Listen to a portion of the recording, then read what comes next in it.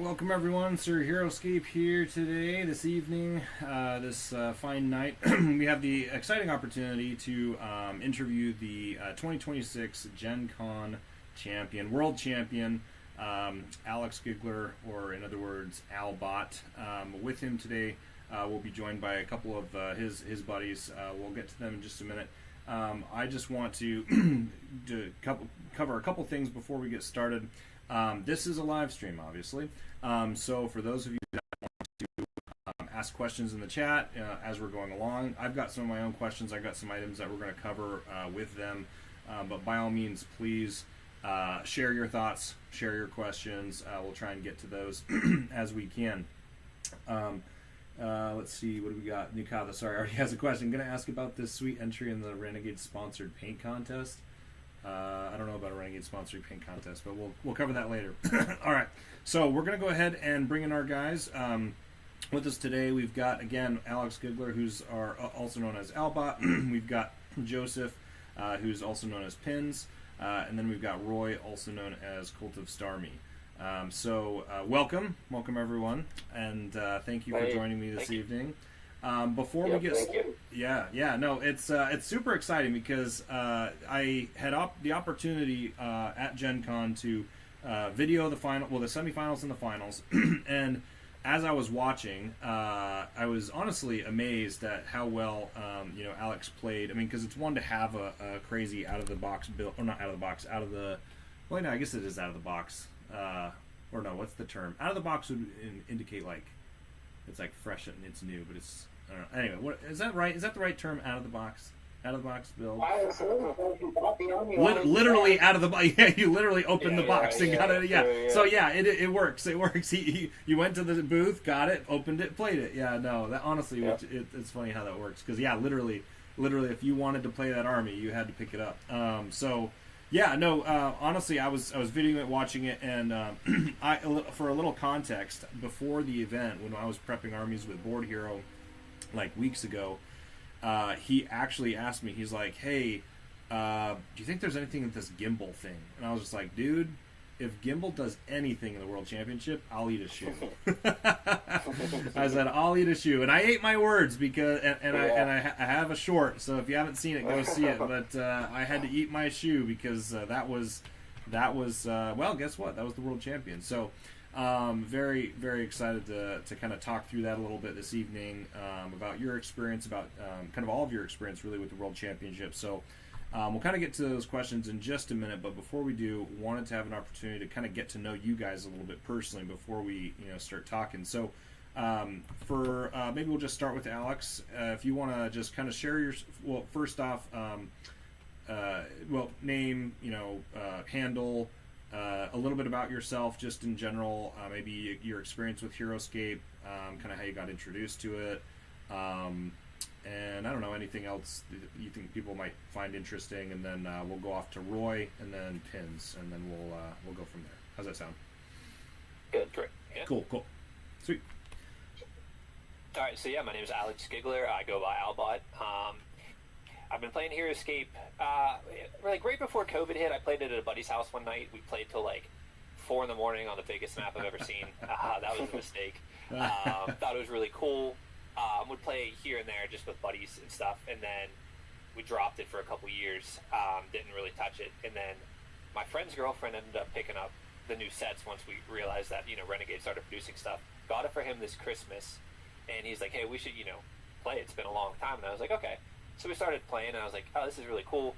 I was like, I'd love to see what it's actually like to play organized or competitive. And I looked online, found out how to do it, and ended up finding a tournament that Roy called a Starmie host, and played my first tournament there. Somehow managed to win that. That was a shock, but that was kind of the start of my career. And then I've been playing competitively basically since, I think that was March. So from March to about now. So it's been a pretty fast little journey, but it's been a lot of fun.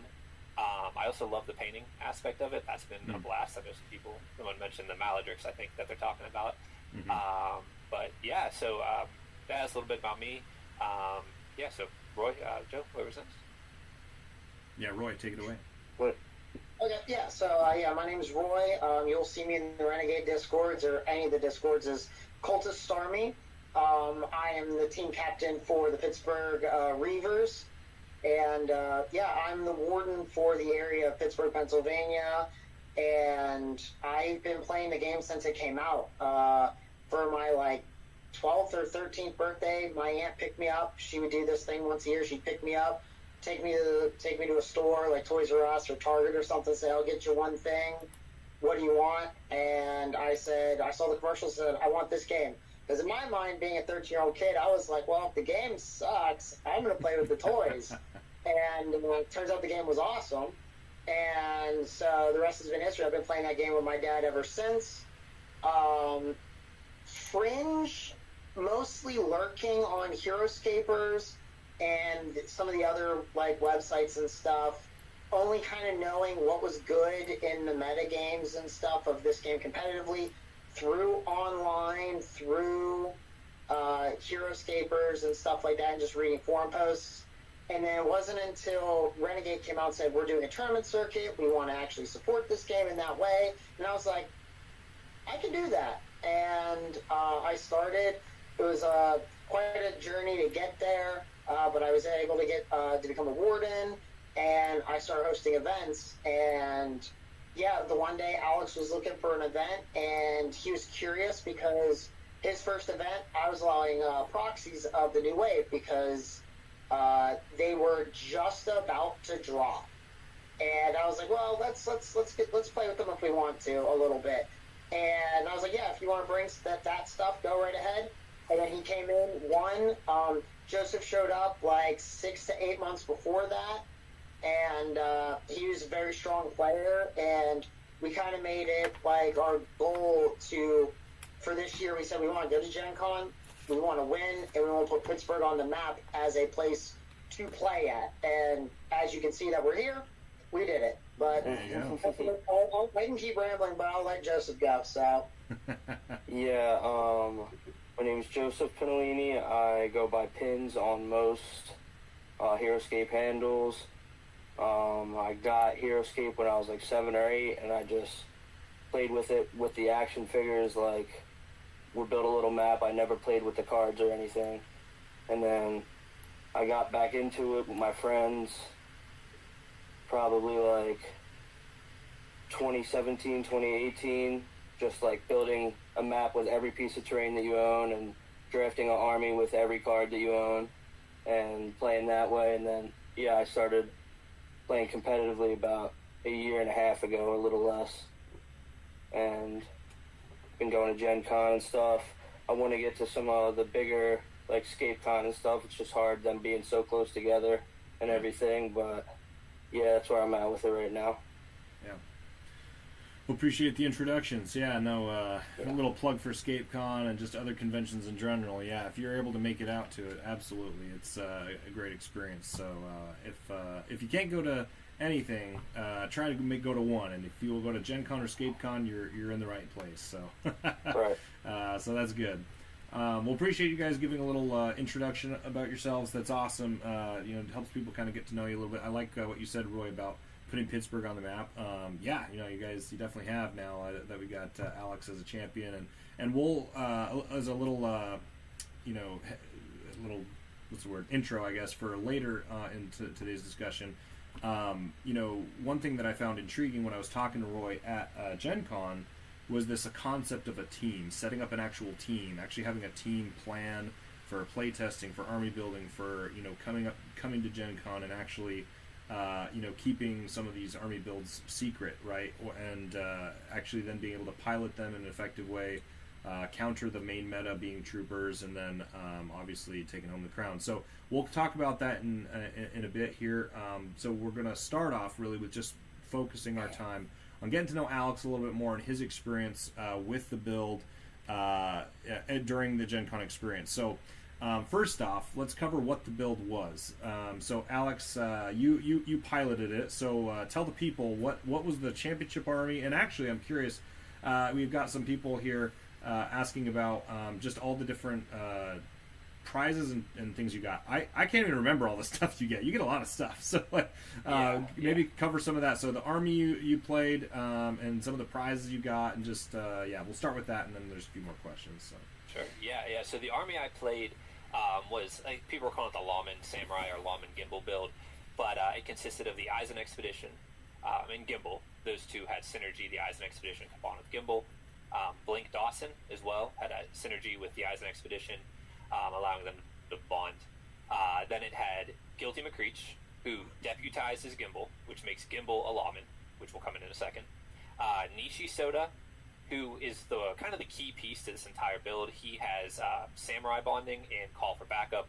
Call for Backup allows you to use a Lawman, which means I can use Blink Dawson, Guilty McCreech, or Gimbal, who is a Lawman now. And then Kaiga, I can't remember the whole name for Kaiga, but the new Samurai on the horse. Yeah. He's the one that goes with the Samurai Bonding. So the main idea of that, my strategy was utilize all that bonding, and just there's a lot of answers to a lot of different questions. There's not really a situation where I don't have a move I can make. The biggest thing was just keeping Nishi kind of close to people with this Call for Backup. So it was a pretty interesting build. Roy is actually the one who initially came up with this idea, so I got to give him credit there.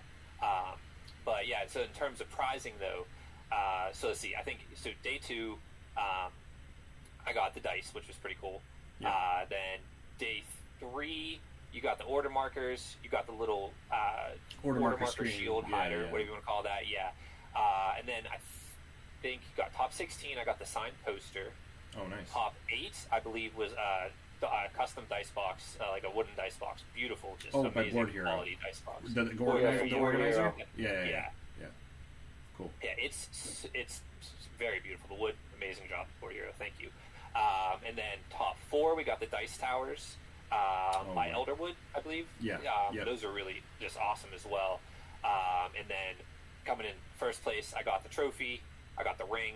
I got my pass for Gen Con next year, day 2 buy, and then the thing that I was really kind of going for was the figure made after me. I thought that would just be so cool to have a figure anagrammed after my name, kind of immortalized in a game that I just really enjoy. So that was really what I was kind of fighting for the past few months. That's cool. Yeah, I think they, at least, I don't know, I've heard that all the involvement is just the fact that you're going to get to pick your general.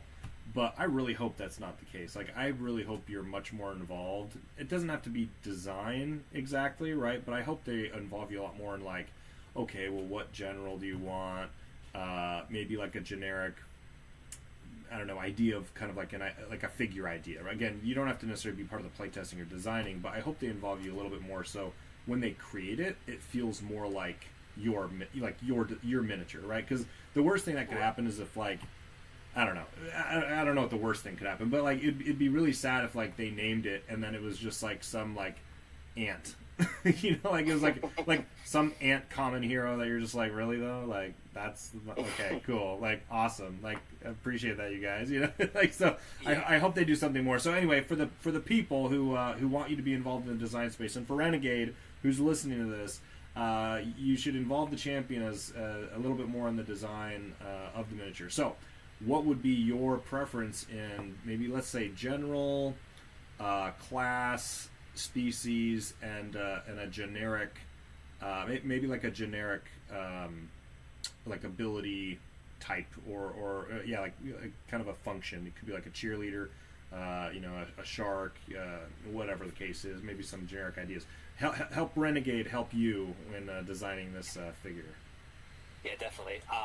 So the general, I think it would have to be Valorak, because I won my store championship using the Chain Gruts. That nice. Was with Roy's tournament that he allowed proxies at. I actually proxied the Chain Gruts for the first time, and I ran them for quite a while. And if it wasn't for Cobra being so dominant, that was my goal, was to run them at Gen Con, but that kind of got by the wayside. Once Serpentor came into the mix, I couldn't do it anymore. So definitely Valorak. But with that being said, with the Chain Gruts, one of the issues that I encountered frequently was once Serpentor came to the mix, I couldn't kill him. I could handle Destro, I could handle Twins. My Tuck was just, he'd fly around the map and snipe him, but Destro just shut him down. And I feel like there was really no figure that the Chain Gruts had, at least in Contemporary, that could go toe-to-toe in a head-to-head fight with Serpentor. They needed a heavy, nobody could fight Maladrix, nobody could fight Scav, Lich. They were just a lot of mid-power technical heroes that could do unique things. So I think it would be cool potentially to get some kind of Chain Grut Bonder that is just a heavy hitter. Maybe he's a lot of points or something, a little pricier compared to the rest of them. But Kane's not bad, but Kane loses against Serpentor, that -1 defense. So I want someone that can go toe to toe with those heroes.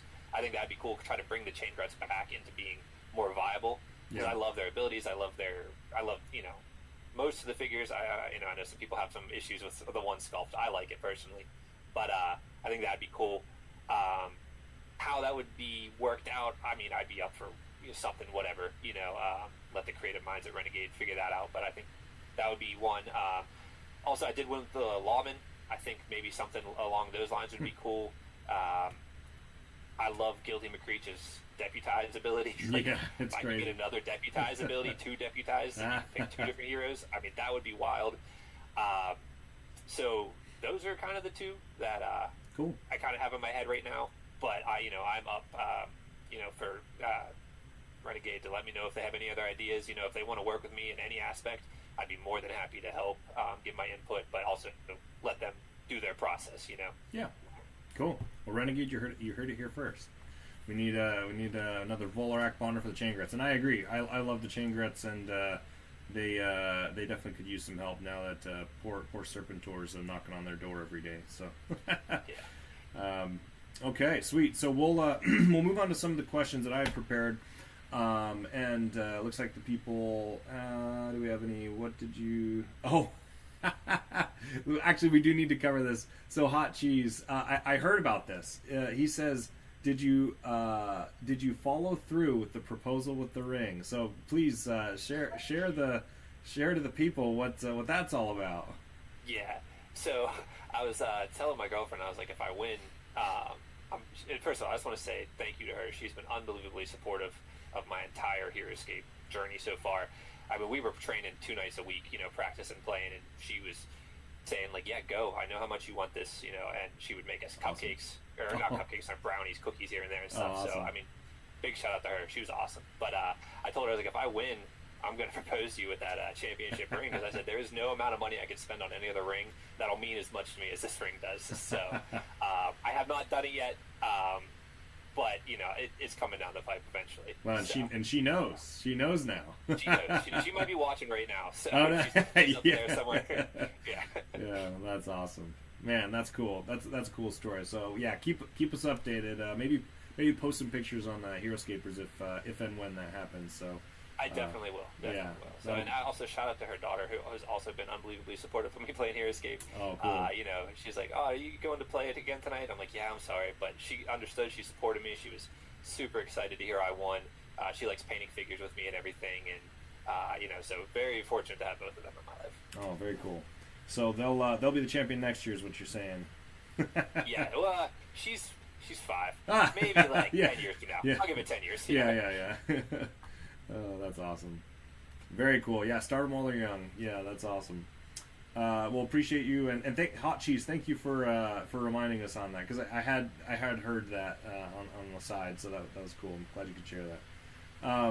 So take us through now a little bit about your experience showing up to Gen Con.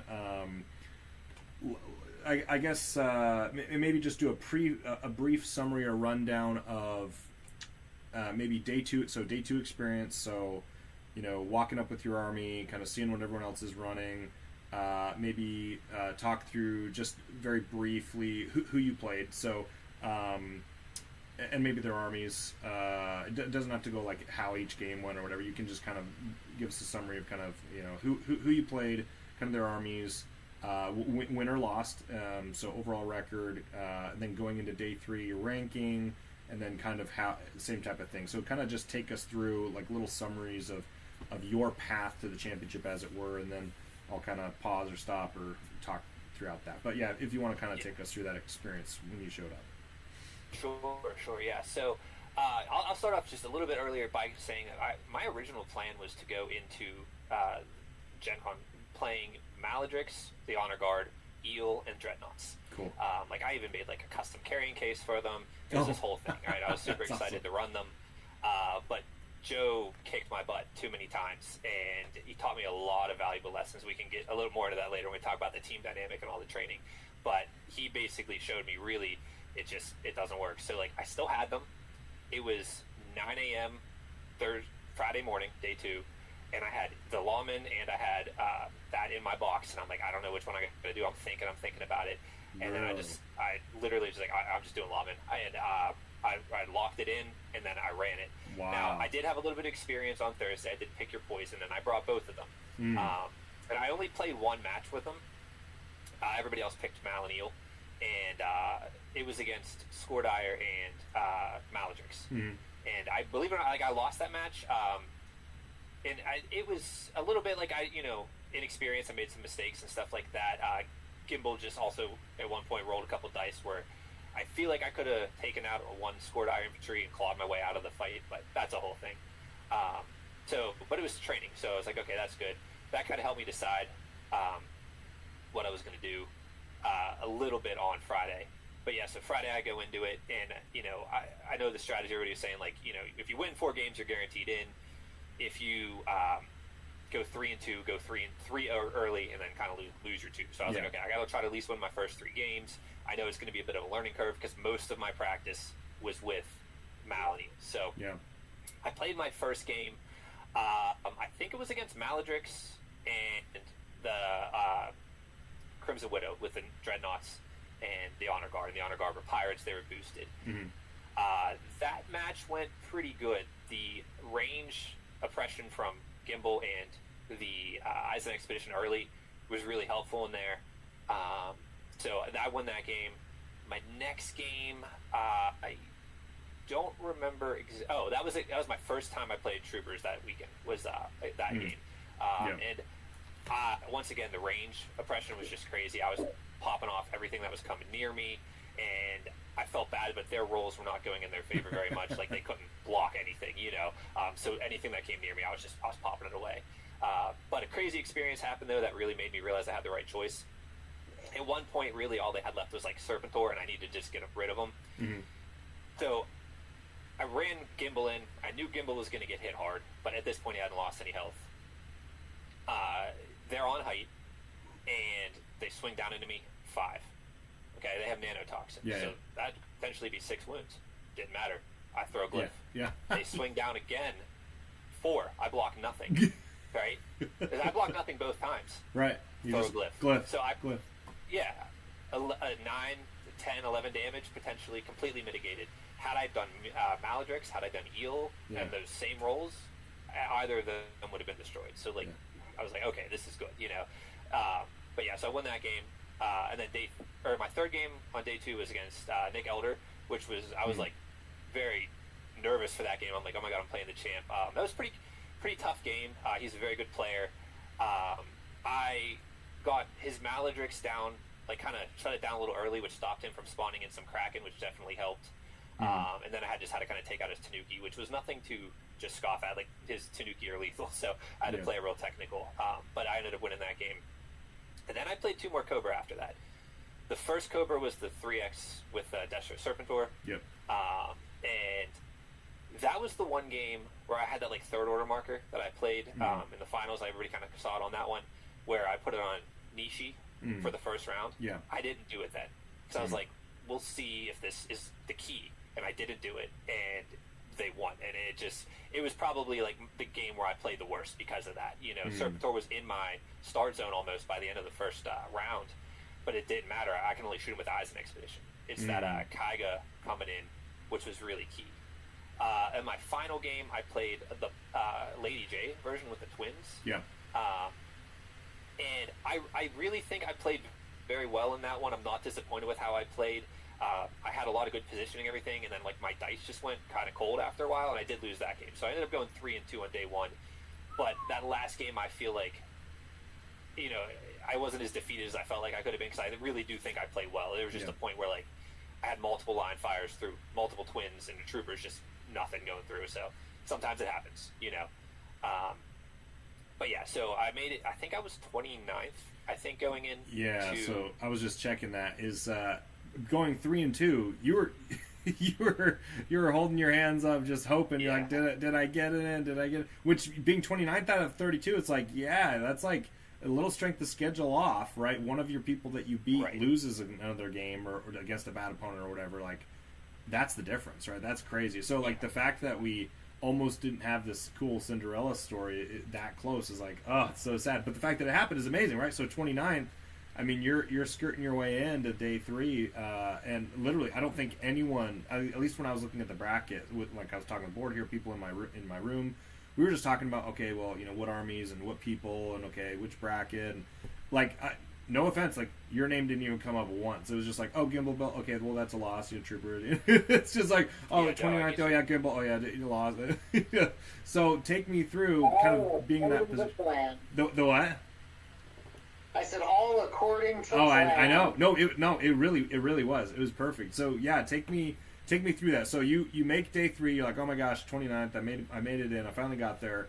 So now take us kind of through that day 3 experience and kind of same type of thing. Yeah. So I think that, funny enough, what you said about like not coming up on the list, I think that anonymity might have helped because nobody was expecting me, so they didn't know the weaknesses to the build. Like kind of what to go after the first time playing it. So I definitely think that was part of my good fortune, I guess, that weekend. But my first game, I played Cobra Troopers, and man, I just got to call this out on stream because I do feel bad. I played G Busy. Mm-hmm. That man had the most unlucky dice I've ever seen. I honestly, he would shoot my eyes in Expedition with Destro, right? You would think nothing. Could not roll the dice to kill him. That game was very unfortunate in favor in his dice, and I just want to point that out because I just want everybody to know that was so unlucky on his part. I feel bad. I feel bad. He's a great player, and man, the coldest dice I've ever seen. Wow. So just a testament to his skill that he played very well. It's just cold dice. So if you're out there, man, I still feel bad about that. That was rough. That was rough. But yeah, so I did manage to play that one. It was just a back and forth. We were on Ice Cider, I believe. Okay. That was just like a back and forth in the middle, but things were going in my favor, and I did the Nishi trick that kind of helped. Jumping on the Serpentor Destro early. I think I remember taking out Destro earlier in that one. Usually I focus on Serpentor, but Destro just kind of had the opportunity to get jumped, and I jumped him there. And then I played another Trooper. I think this one was Board Hero. Yes. So I played Board Hero on Spring Fling, which was the map I dreaded. I trained on that map a lot against Troopers because I had multiple experiences with Eel and Mao where I thought things were going in my way on the start, and then all of a sudden, they just flipped on a switch, and I just could not come back. So I was really nervous about that map. There's that little 3 hex near the start zone that you could pot up on that, and so I just played that one the best I could. I kind of had this whole thing where no move was good enough to make me jump in front of Serpentor that I could get him on me. I had to be the one to initiate combat with Serpentor. That was my whole philosophy. After day 2, that was really what I learned. And I was like, that was what I'm taking into day 3. And I kind of kept that where I had a couple moves where I could have done something, but it was just to stay out of Serpentor's range. Say that one more time. Your philosophy was always let Serpentor make the first move to attack? No.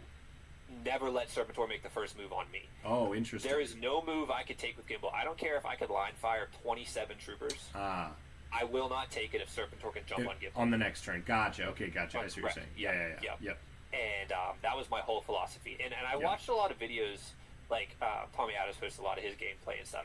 And I saw a couple Gimbals play, and that was one mistake that I saw a lot of the other Gimbals playing, is they would take those, I might have a good attack here, and if it doesn't go through, Serpentor's on you, and then they would just get melted right after that, you know? And so watching that after Gen Con made me realize was the right way to play Gimbal. Was just safe, skirt around that outside, and then once I could get Serpentor close enough, jump him with Nishi, jump him with Gimbal, and whoever else can go at that. I'm sorry, not Nishi. Jump him with Kaiga jump him with Gimbal, and both of those two can just take him out. I will say that just in my watching, 100% people didn't know how to play the build because I was sitting there and I was like, Kaiga, okay, yeah, he can bond, sure, he's fast, but I completely wrote him off. And then as I was watching you play him, I was like, oh man, that's really, really good. It's a double attack. I mean, you get 2 attacks. So I mean, you're matching the attack output essentially of Serpentor at that point because it's base 3, but you get an auto skull.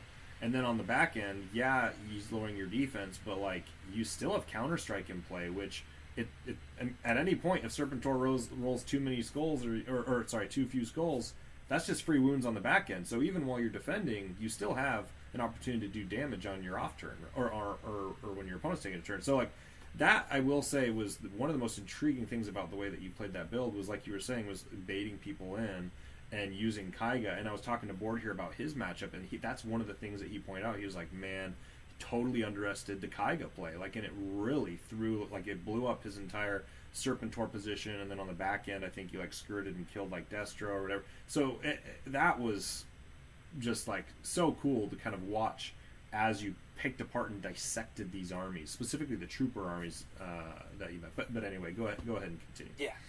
No, I mean, you just nailed it. Like, I had to pick them apart, and my goal was I had to kill Serpentor as soon as I could. You know, like, I trust Gimbal into, you know, all the troopers on the board.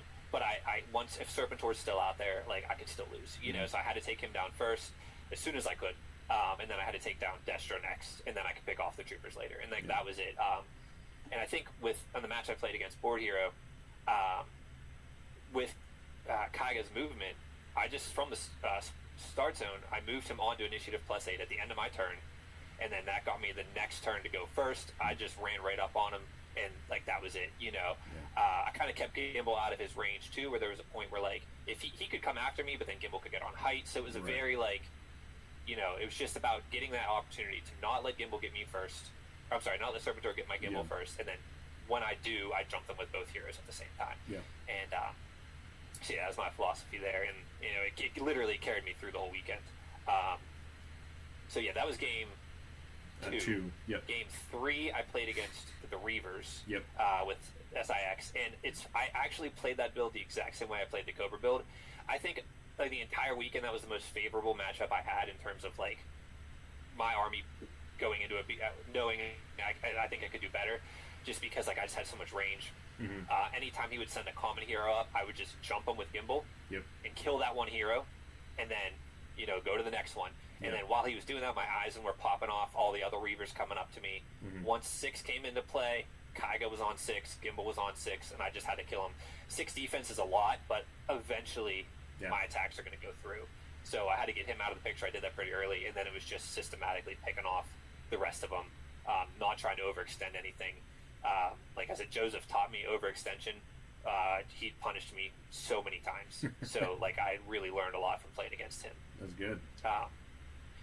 Yeah, then my next game was in the semifinals, which that was tough. I feel like on that day 3, I was just not getting anything through. Like, a lot of my earlier games, like, I'd throw a shot with the eyes and it would go through, or maybe 2 or 1 or 3 of them would go through. But like, there was just a while early where like things were just, nothing was dropping. And that was the one time where I had to make like a little risky move. I think, if I remember correctly, he had his Serpentor and his Destro right next to each other, kind of like right below height. And I thought to myself, okay, I have to jump him here with both figures, and I have to kill one of them. If I don't, I'm probably going to lose that game. So I did jump, I think, Serpentor. I managed to take him out. But then I think, like, my next round, Gimbal died. So it kind of got pretty close at the end. And I had Nishi and Blink, Guilty, and like 1 or 2 Eisen left. And he had like a bunch of troopers, and still a bunch of troopers is nothing to be like, oh, this is easy, because they have height, they have range, and you know, a lot more attacks going out than I did. So I did have an interesting strategy. I know some people were watching and were a little confused. At one point, Nishi was engaged with a trooper by a mushroom, and everyone's like, why is he not killing this guy? Well, number one, if Nishi is engaged with a trooper, they have 1 less offense and 1 less defense. So he can't kill. He could attack me, and it's not going to do anything because he has no offense. And if I roll Counter-Strike, he's gone. But the key to that is Nishi has to be within 5 spaces of an enemy to use Call for Backup, to which means to use a Lawman. So I just sat there, and I'm like, if he attacks me, I'll Counter-Strike him, and then my next turn I can run. But I wasn't going to take a chance at an LEA to, you know, go see other guys. So I figured I'll just stay there. Had a great move with Guilty where I grabbed the Blade Glyph, which allowed me to get his troopers off height. I saw that. Because that allowed me to at least get a skull, and I needed at least a skull on those guys. 2 and the height 3, it's a little tough, but if I guaranteed 1, I was feeling pretty good. But then, at the end, like, I could not kill his last like 2 or 3 troopers. He rolled multiple, or he took multiple LEAs. I didn't roll any of them. I'd roll like 1 or 2, he'd block. It was like so tough to take them out. But finally, I just ran my last Eidolon on Wannick and just dropped his last trooper there. So that was the way I just had to do it pretty much. So that game was a little scary.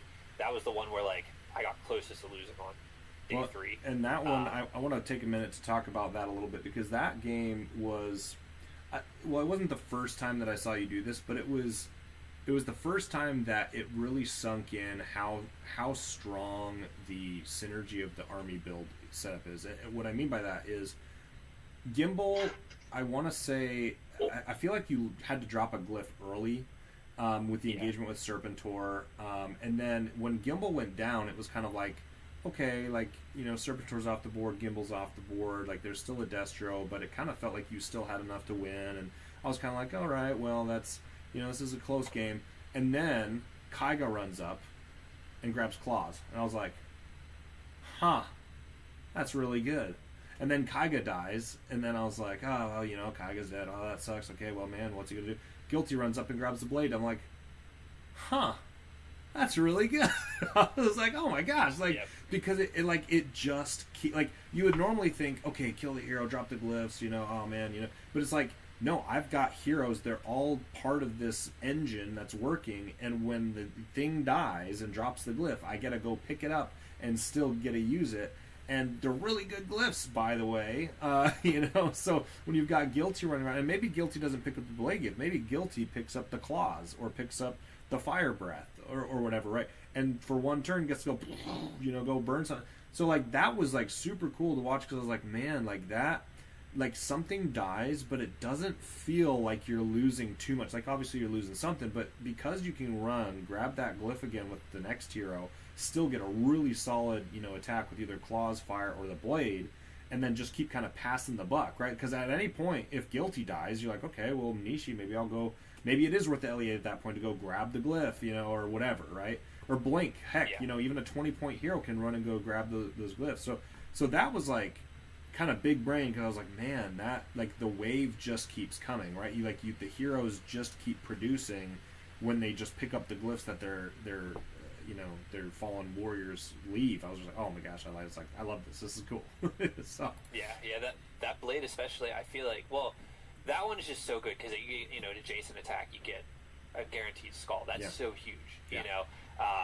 And okay, Guilty's primarily a range character, but then all of a sudden you get a double attack adjacent with a guaranteed skull. Like that's so nice, you know. Line Fire is 4 attack dice, so usually Nishi's throwing 2 dice at you. All of a sudden you give Nishi Line Fire and he's got 4. You know, like those moments can come in at such important times, and with Guilty you can just take that. You can be roughly, I think, 7 spaces, so you got 3 on one side of you, get Guilty, and then 3 on the other side. You can pass your glyph. So like in the middle of his movement too, like it says before, during, or after. So great. So like there's so many ways to do that. Had Guilty not died, I was going to probably go after one of the other glyphs and just toss it to whoever I could, just to give somebody so cool. something, you know. So cool. There's a lot of, it's like it's a toolbox that, you know, it's not perfect and it can be beaten, but like it can answer a lot of it can be the answer to a lot of things, you know, you experience in that. I love that. Sorry, go ahead. Definitely, it really showed its legs there, I guess. And then, so now the championship game against Minnesota. So then my final game against Tommy Adams. That was, you know, such a cool experience to get to play against him. I know he's such a big name in the community and everything, so a lot of respect to him and everything. But that game was, I had a little bit of nerves. I was trying to stay calm going into it, and my whole strategy was I have to get Nishi, do that third order marker on Nishi, get his Serpentor close to me. And, you know, there was a lot, I did a little bit of bluffing on my journey to that, like moving that Eisen Expedition on order marker 1 for me, just backwards of my spawn. I had no need to do that, because if he died, it, you know, wouldn't have mattered so much, but I just needed to sell the fact that I needed Serpentor to get close enough to me. Because if I did not, then at one turn, Nishi would just run up, Kaiga would run up, Kaiga wouldn't attack anybody, he'd take a wound, and then we'd have to roll initiative to see who would go next. You know, my Gimbal would have been sitting just up in the middle all by himself. So I really had to sell that, and thankfully, you know, it paid off. So you kind of alluded to. Can you explain specifically how, like, what that meant? Because like I was there, I saw it, I was kind of like, huh, that's interesting. And then, but like in my mind, I'm like, okay, well that just he's guaranteeing a free turn, like an order marker safety. Like in my mind, that's the move that you're making, right? It's just guaranteeing that you don't lose a turn. Okay, that makes sense. I'm watching it. I'm live there. I get it. But for those out there that weren't seeing it or haven't seen it, kind of explain that mind game, because that, completely honest, like end of round 1, game was over. Game was over. Like it wasn't, but it was. Like Destro could have done some stuff if like he max gold on not everything, right? But like that's where the game was kind of over, was end of round 1 when you baited in Tommy and it just kind of Serpentor just got deleted. So kind of take us through that specific, like how did you pull that play off and the mind games around that, because a lot of people will look at Heroscape and they'll say, oh, I lost that game because, you got 6 skulls on Serpentor and then 5 skulls. Like, it was the dice. If you don't get that, I win. Like some people look at that and say, oh, well, it's just a good attack. You got dice on Serpentor. I'm like, no. There's player decisions that have nothing to do with dice. And in fact, I would say most of the people that experience Heroscape at a high level would say that the game is won and lost with player decisions and not dice. Right now, dice determine the results of combat. Right, that's my opinion. Is sure, there's a combat that exists, and that we get to see what the results are with the dice. But all the other decisions in the game are player decisions, and that has a way higher percentage of impact on the game than anything else. And so, for you to do this particular move, that ended the game like completely when it worked. And so that had nothing to do with dice; it had everything to do with baiting in your opponent. So, talk through that specific sequence of turns and how that worked. Sure. Yeah. So. Okay, so first of all, Tommy got initiative on the start of the game, and he shot out the big mushroom up top. Mm-hmm. I think I benefited from that a little more than I realized at the time, because when he placed the large mushroom, he placed it on the 3 height tile on the side. Mm-hmm. That was kind of blocked where I was initially planning to go. It was going to kind of be up there, but it did allow me to get on that other height spot with Gimbal, so I kind of got up there with Gimbal. So I'm getting ahead of myself. So I moved up to the middle first, just to kind of get in range. And I think maybe I took a line fire at a trooper. I don't remember exactly at that point. Yeah. But I just kind of got into position. I kept myself out of, immediate range with Serpentor. I wasn't going to get close enough to Serpentor to get me. And if the troopers with Destro, if he played another move into there, he'd have been coming too close to me. I figured I could survive with Gimbal and live to fight another day, But, like I said, I knew my third order marker was on Nishi, and I knew I needed to jump Serpentor as soon as I could. I was hoping to get Serpentor at least on my side on the top of the map. That was my goal. So what I did is I knew he already moved his troopers up, and I kind of looked at his troopers, and I was like, I got a bluff here. So I moved 2 of my Eisen Expedition forward, and I took my third Eisen Expedition, and I moved them to the back of my spawn. And what I was trying to sell there was, if all 3 of my order markers were on the Eisen Expedition, and he managed to kill all 3 of them, I would not have my third turn, and Gimbal would just be sitting up top by himself. And for the rest of the game, my order markers would have been messed up, because I wouldn't have had that other option. So I moved him back to make him think that I was scared of that third one dying, because it would have taken him enough, 2 turns or whatever, to come get me. Yeah. So I had to kind of sell that. So that was the end of my first round. He plays his next round. He moves Serpentor up onto that height spot next to that mushroom. So Serpentor can't be seen by really any of my figures. He's blocked by the mushroom. And I don't know if Tommy did this. I can't read his mind here. But he had his troopers and Destro kind of set up for, my buddy Craig coined it as, a juicy line fire. Right? Now, this is where my whole philosophy played it. It was like an X, and Serpentor was in the middle of that X, and I could have line fired 3 or 4 troopers either way. Maybe 3 troopers either way. And Destro was in the middle of it, right? Had I taken any of those opportunities, next turn Serpentor's on me. At least one of the opportunities, Serpentor has height, and then I'm getting 6 attacks at me with -1 defense. And I was like, I can't take that. So I just took my Gimbal, I flew him up in that height position up top, and I just line fired 1 trooper, and I killed him. All right, so that was my whole thing. No line fire was good enough for me to get jumped by Serpentor.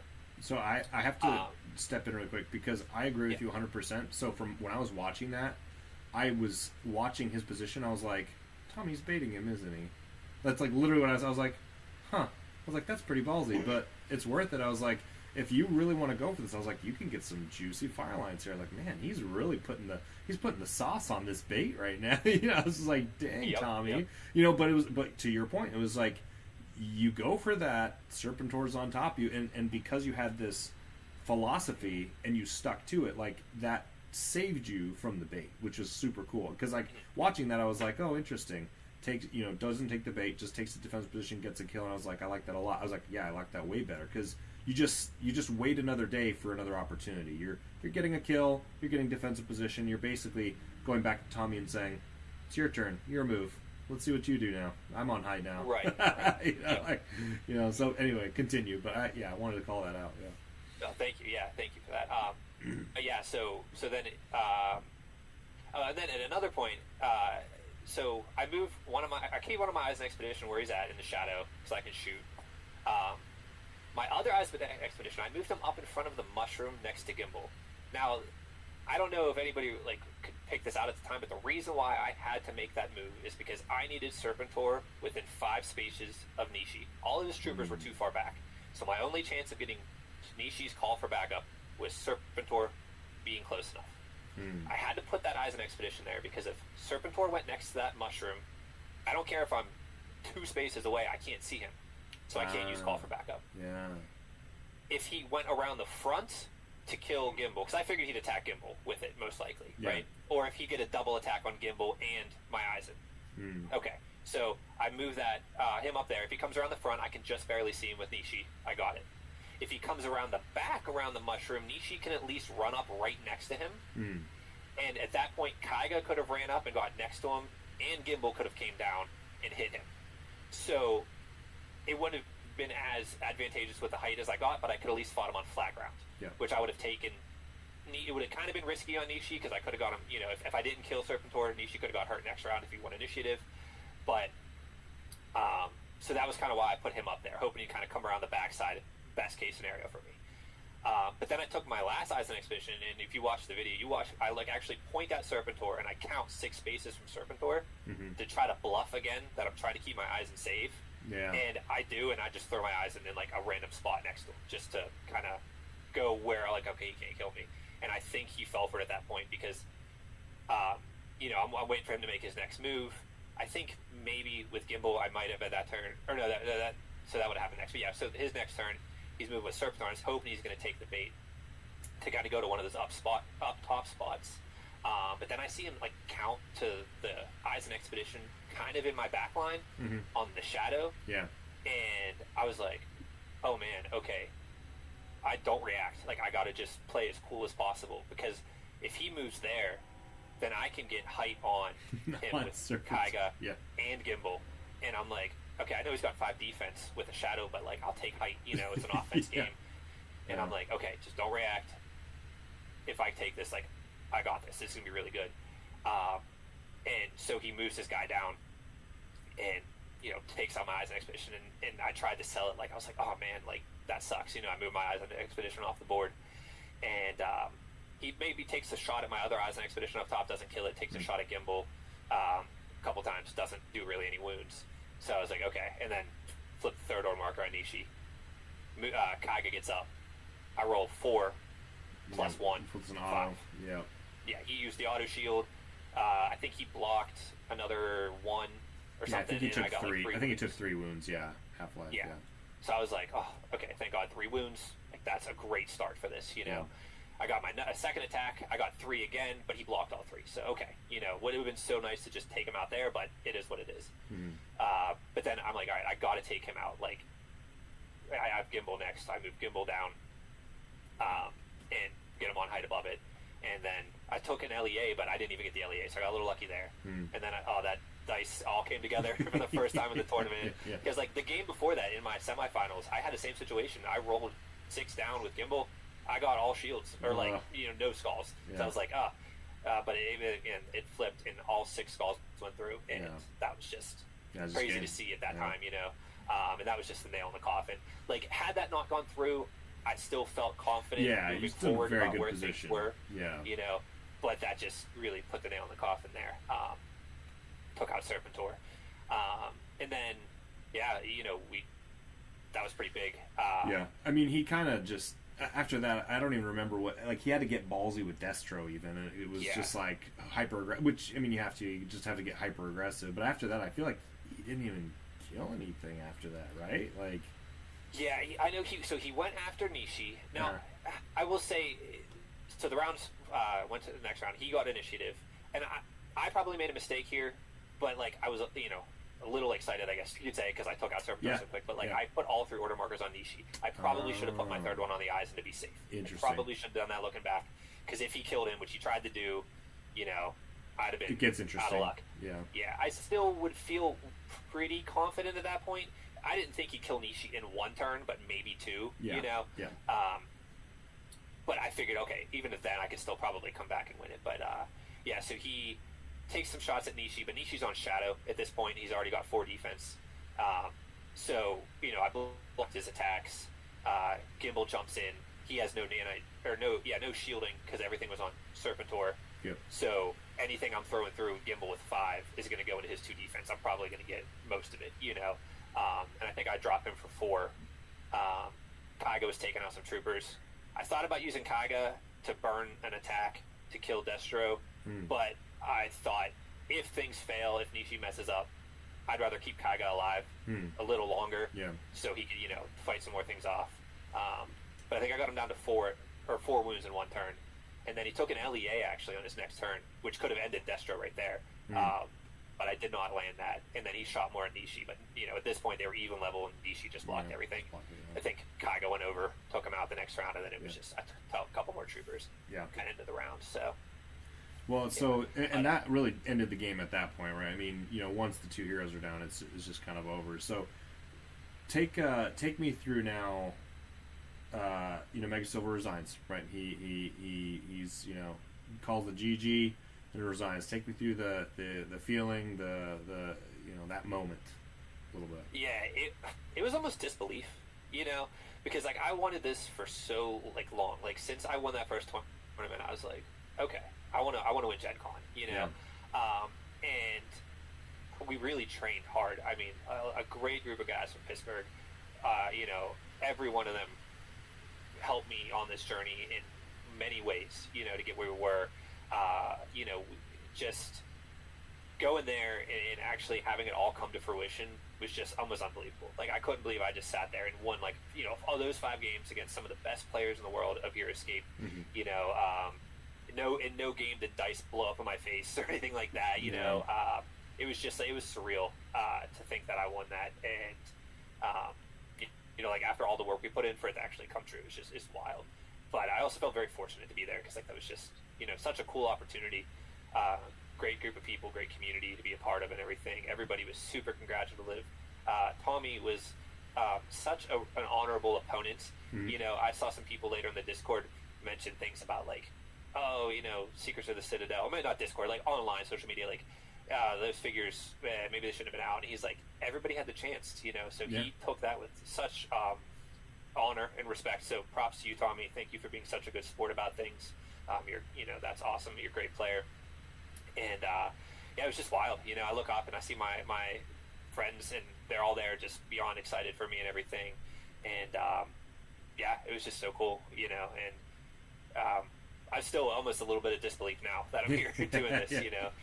It just feels wild. But I'm very fortunate to be here, though. Well, every time you wear that ring, you're going to remember. So, that's the. I will say, kudos to Renegade for making that one of the prizes, because as soon as they announced it, I was like, oh my gosh, that is one of the most amazing prizes you could give a Heroscaper, because every month, every week, whenever you're going to your events, you better be wearing that ring. You'd be like, you see, it's just now and forever. You can always flaunt that thing, and no, that's awesome. Well, appreciate you kind of sharing and taking us through that, because a lot of people that are going to be watching this, one, either were there and experienced it viewing it, but maybe they didn't understand the nuance of the build. Maybe they didn't understand kind of how you were running it from your perspective, how it was being run and built and played. And so that's super cool to kind of see that from your perspective and your experience. So appreciate you sharing that. That actually is a nice transition because you just mentioned kind of your experience in how much you wanted this, especially how much effort and time you put in it with your group, with your team. And so that's where I'm going to kind of bring in Pins and Roy here. You guys have been patiently waiting for your moment in the spotlight here. so we'll I'm sure we'll have a few more questions from the Peanut Gallery for Alex, but we'll turn the time over to get you guys involved a little bit here. So Roy, when I was talking to you at Gen Con, you had shared something that I thought was really cool about this group. Specifically, you had mentioned that the group is, well, sorry, maybe I'll just turn the time over to you, but I'll preface it by saying this. You had basically said that it was a team effort, right? That you had basically a I don't know if it was an epiphany or a decision, but you said, you know what, I'm going to create a team. We're going to do this as a group. We're going to do this as a team. And take me through first of all, how did you come up with that idea? What did that actually mean? Because first of all, I don't think there's such thing as a Heroscape team. Like, what I mean by that is I've never heard anyone doing that. Now, I watch, Age of Empires competitively. They have Age of Empires teams. I know League of Legends, there's teams, right? I know, what's that ball and car game that's super popular? Anyway, Rocket League. Rocket League, yeah. Like, I mean, these all, like, major, gaming centers, they have teams. And those teams, sometimes they play together, and it's a team event.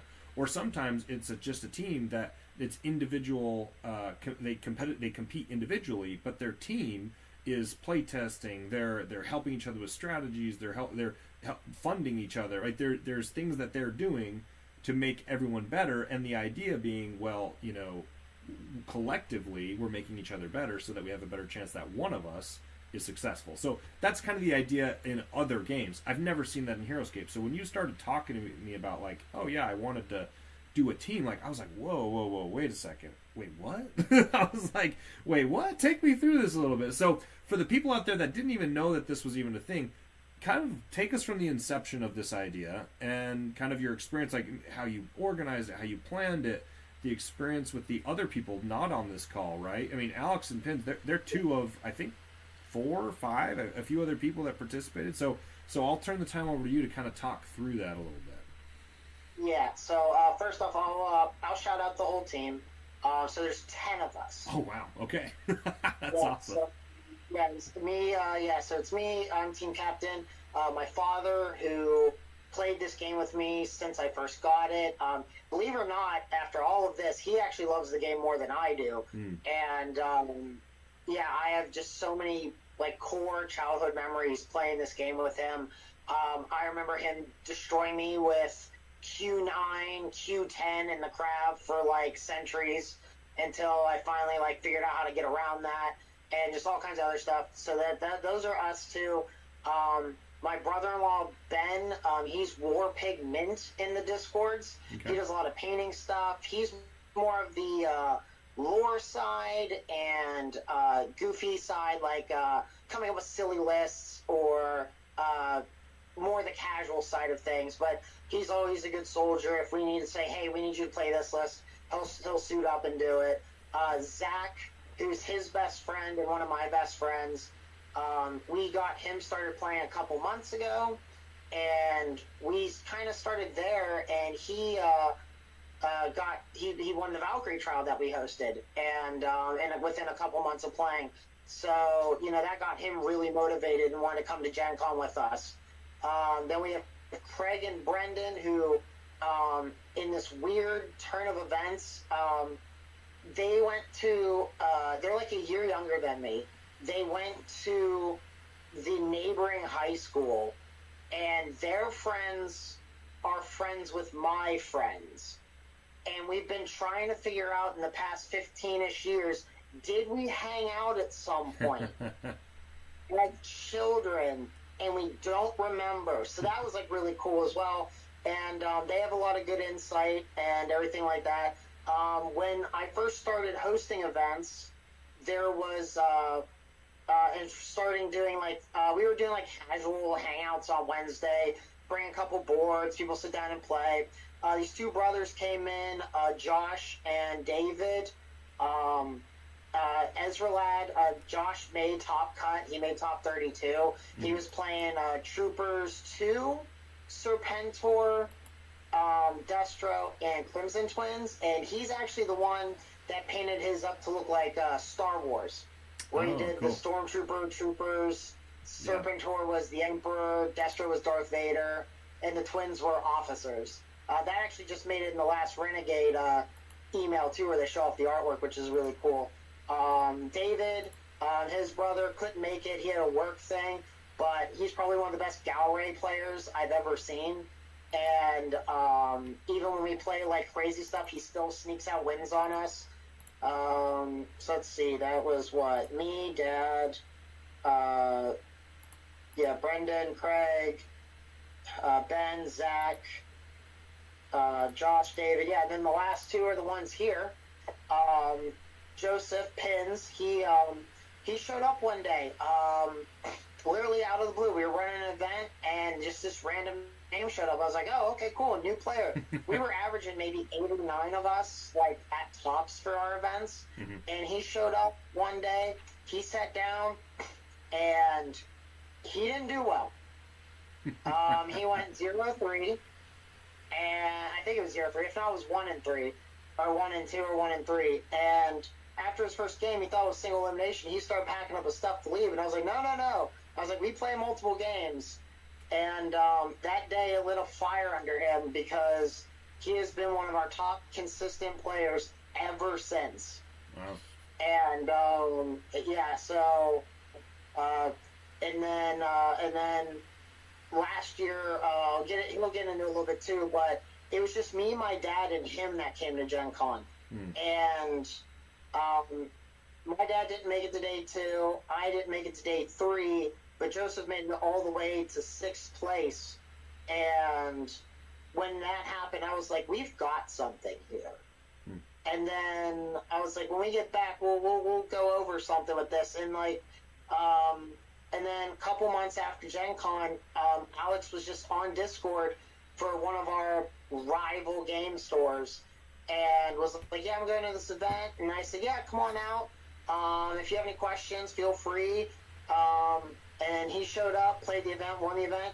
Then I told him, I was like, yeah, we switched our day to Thursday, so we were playing casually. I said, come play on a Thursday. He showed up. He was super chill. He stole my Deflectotron. Has he given it back? Never let him live it down. Never let him live it down. No. Since I'm the warden, I have all the promos. I ordered 3 boxes of Deflectotrons because I knew people were going to want them. They're he common. Packed up his bins. He took it home, and he's like, I'm so sorry, they're going to hate me, all this stuff. I was like, dude, I can't get rid of them. You did me a favor. That's awesome. So, so then, he came in, and all of a sudden, he was like our feature matches came down between these two here all the time. And, and then it was just kind of like this thing where, like, a bunch of us wanted to go to Gen Con, and I was like, well, if we're going to go to Gen Con, and, I guess I need to do one more rewind. I hosted a Valkyrie trial, and I worked really hard to get the Valkyrie trial, and I saw that we were at like 30-ish players at one point, and I went, who else got this much turnout? And I saw that, I think it was like Washington State, they had the largest one with 40 players showing up, 42 signups. And then SaskCon had theirs, but I disqualified. There was like 39, but I disqualified them because they were all time, and we all had to be contemporary. And we ended up with 43 signups, but 37 players. So we had one of the biggest Valkyrie trials, period. And I even like messaged you saying, hey, we're holding this thing. I was trying to get people out. I was trying to do a lot of networking, which I don't think a lot of people in the community have been doing. Everybody just kind of stays in their lanes. Like, I understand that there's people like you'll go on, like, maybe you'll, like, collaborate with Tails every once in a while, or, you're good buddies with Board Hero, so, like, you guys are probably always doing stuff together. Tommy pops in and out of stuff. He's constantly posting his battle reports and talking with people, and, so we were like, if we're going to do this, we need to, like, network. We need to show up and show who we are. So I was like, we got to make a team. And I was like, nobody else is doing this. And we were studying everything, and it looked like at the time that the meta did feel very stale, right? Like it was essentially Koopas, Cobras or nothing. Please, maybe next. I mean, to be fair, we stomped them like Koopas. So you know, but yeah, it was essentially Cobra Troopers or nothing. We sat down and we're like, all right, what's winning tournaments? What won the Valkyrie trial? Maldrix and Bears, got it. What won this Valkyrie trial? Zach's crazy list that we came up with, but once Serpentor came into the mix, that list just fell apart. So that's the one thing I have to credit my father for is when we were looking at the Cobra Troopers list and that podding list with the twins and everything like that, Dad's like, well, we should play Serpentor. And I was like, no, he's the antithesis of what they want. You don't want to pod him up because he makes your troopers weaker. The idea with troopers is you move out your start zone 5 spaces and you sit there for the rest of the game. It's really boring. But my dad's like, no, I'm playing Serpentor. He's my favorite guy right now. I'm doing it no matter what. We're like, fine, you do you. Next thing we know, Serpentor is the biggest threat. And so my father had clocked that from the get-go, which we were like so thankful for. And then, yeah, so like we sat down, we're like, what's winning? And then we were practicing all the lists. Maladrix plus Great Bow 3. I did one where I ran a bunch of Rannog Vipers of Maladrix because I saw a bunch of people talking about that. Pirates. We had a Pirates list with Ilfafo, Widow, Knaves, and Dreadnoughts. That was like unstoppable for like the first 3 days we tested it, and then all of a sudden the dice caught up to us, and we're like, okay, this one isn't it. But we were actually contemplating running that for Gen Con for a little bit. And, yeah, it just kind of came down to that. And then we started brewing, and our buddy Craig, who's actually in the chat, our buddy Craig, shouts to him, he's like, we really need to look at the new stuff. And I was like, okay, I agree. I don't think anything's going to be that strong. I was like, maybe the Samurai, and then I was like, I think Gimbal and Ison have some legs. Like, I actually really like the Ison Expedition. They're one of my favorite units that is probably in Heroscape, period. So I was already high on them and a little biased towards them. And he's like, and I was like, if you're going to do Gimbal, you have to run the Ison Expedition. So we were tooling around, and Craig started just beating us with Gimbal. Like, we just couldn't stop this wagon no matter what we played. And, but we were finding out that if we take out the Gimbal and Ison, the rest of his list that he was playing at the time fell apart. Go ahead, Alex. You were about to say something? I was going to say, yeah, his original list was Gimbal, Ison Expedition, and then Decker and a bunch of chain runs. Oh. So that's once Gimbal fell apart, that, like, Roy, I'll let you continue. I'm sorry, but yeah, that was, those guys couldn't keep up. There just wasn't enough of them. So I'm sorry, continue. No, you're good. Yeah, it was, his idea was 2 squads of chain gruts, and then I think it was Decker, and the idea was screen out with the chain gruts. They could do a little bit of damage, tie things up, clean up with the Ison and Gimbal, and he was doing really well with it. We were having a lot of trouble with the list, but then once Serpentor showed up, everything changed, and we were trying to figure out what goes with it, and I was putzing around, and I saw the lawman, and I was like, this has this like circular bonding to it. This just big the whole army has synergy, and so we were like, I posted the list in our Discord, and we went over it, and at first we kind of poo-pooed it, but then we're like, well, let's at least try it, because we're like a month out, and we've got 8 or 9 more games that we're going to play, or at least times we're going to hang out and see each other. Let's see what we do. And we started smoking Cobra, but we knew what the weakness was of the list. And the weakness of the list, and I'll say it now because it won, and we want to be the only ones to be good at it. So, is if you kill the Ison Expedition, if you kill Nishi, it makes your order markers awkward for the rest of the game. Yeah. And that's huge. So making sure we keep that. You got to keep Nishi safe, and you got to keep the Ison safe. But we figured out that people are going to play aggressively, that they don't understand the list, and they're going to be not see it coming, and they're going to do exactly kind of like what Tommy did, where I'm going to move up, I'm going to be really aggressive, and that's when we get you. And that's kind of what we worked on. Was we had this idea, and no one was talking about it. Like we were doing recon. Like we went to. We were in the Heroscapers Discord. There's a couple of us in the ScapeCon Discord. There's a couple of us in other Discords, like the Renegade one, all this stuff. And everybody was talking about building lists, and no one brought up Gimbal. No one brought up the Ison Expo or the Samurai or anything like that. Like, we were seeing a lot of, like, Maladrix Kraken builds, and we thought it was, we were looking at it like this feels like a trap. Like, I thought, I actually was starting to get into my own head going, these people are doing the same thing that we're doing. They're keeping all their lists close to the chest. Yeah. And they've got some fancy tech that we've never seen. But it turns out, no, we were the only ones. And I'm going to toot my own horn a little bit, but I looked at the game at the time and I said, everything felt stagnant. Like, the way people were talking and the way people were acting about this game from 2005 to the way people were acting and talking about this game to today always felt the same.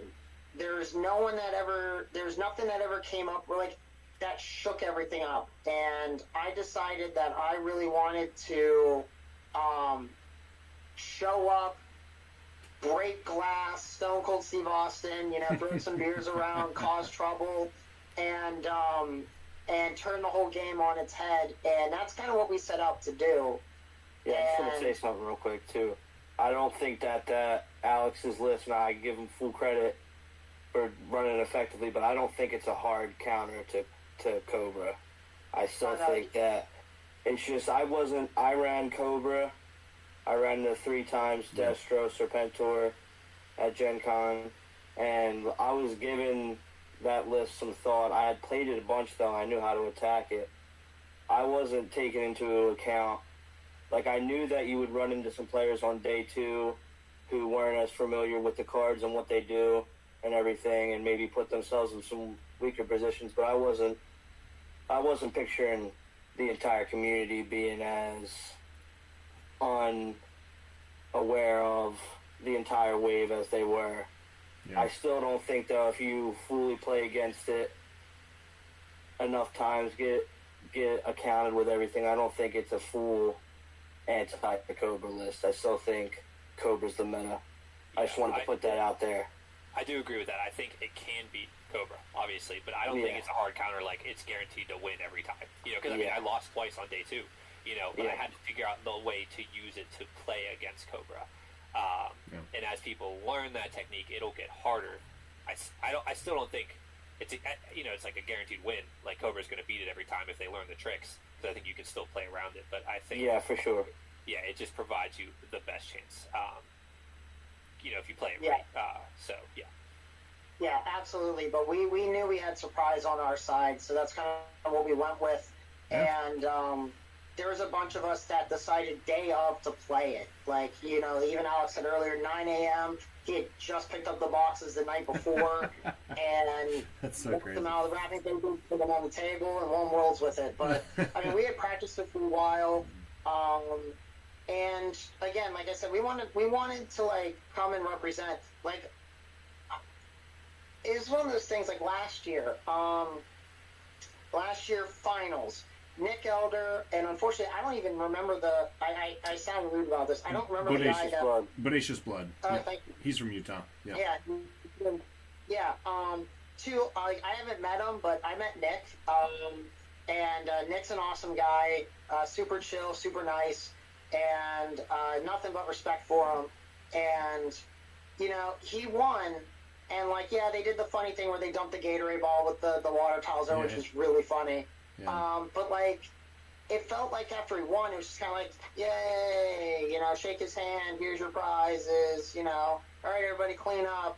And I was like, that's like kind of, it felt a little anticlimactic. It's like, I want to go there. I want people to like, I want it to feel like a party almost, Yeah.